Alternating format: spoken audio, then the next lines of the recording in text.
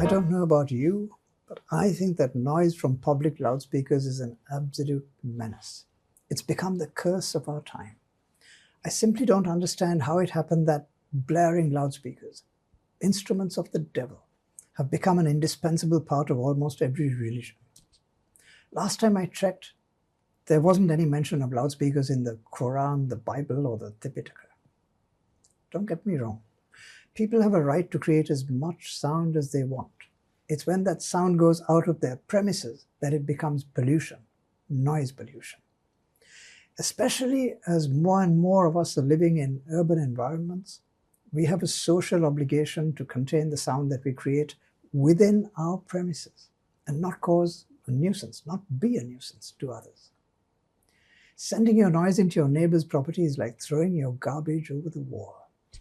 It's uncivilized, it's barbaric, it's just plain bad manners. I don't even play my piano between sunset and sunrise in case it disturbs my neighbors. People need to sleep at night, students need to study, and this needs silence. That's why they've established silent zones around courthouses, hospitals, schools, libraries, and so on. It is a law for a reason. Very often, people causing noise pollution don't realize just how much of a nuisance it is, how much it annoys their neighbors. I had two such places in my own neighborhood, the Monarch Imperial Convention Center and a trendy little watering hole known as the Junkyard. Both of them are within about 300 meters of my house, and the music from their loudspeakers was keeping me up late into the night. It was so bad that I even had to build a soundproof room in my house, this room, so I could work in peace. Finally, at the end of my tether, I consulted lawyers and decided I was going to litigate. Before doing that, however, something told me I should try to talk to these people. After all, we're neighbors. So I made appointments with their managers and I went and saw them. To my astonishment, in both cases, they were really nice, wonderful, decent people. They simply had no idea how much distress they were causing their neighbors. They immediately offered to cut out the noise, and they did. That was 2 or 3 years ago. And ever since then, there's been no annoying noise from them at all.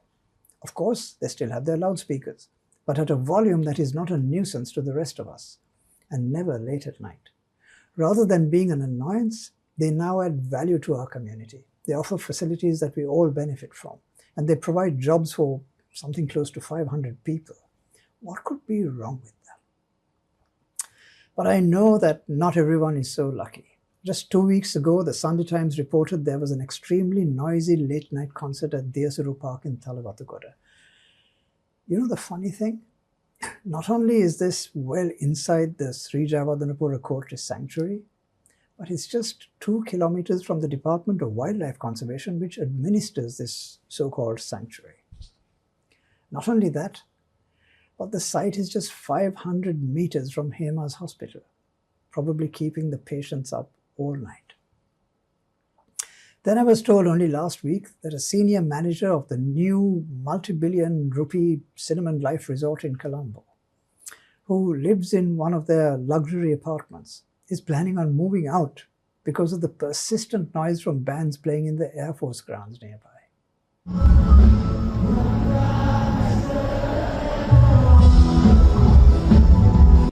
What is the point of building these 5-star resorts if guests can't get any sleep in them?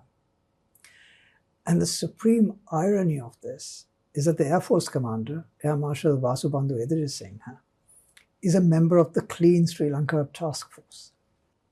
And by the way, it seems they forgot to include the Central Environmental Authority in the Clean Sri Lanka Task Force. What were they thinking? And it's not like Cinnamon Life are saints either. When they chose to have their own extremely noisy musical show, they held it in the Havelock grounds, safely out of earshot of all their 5-star hotels. Ladies and gentlemen.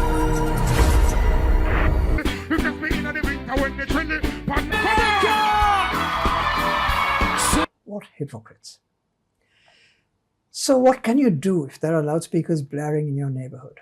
First off, download a free noise app like this one onto your phone and measure the level of noise that's coming into your premises. Noise is measured in decibels, and broadly speaking, if the sound entering your premises exceeds about 50 decibels, you're within your rights to demand that it stops. Next, you need to read the relevant laws, regulations, judgments, and so on, so that you can be informed. You can download some of these from the links I've given in the comments section at the bottom. Basically, nobody has a right to throw noise into your premises. I've heard it said that tourists want to visit nightclubs and bars, and these need to make noise late into the night because somehow that's good for tourism. That's absolute rubbish.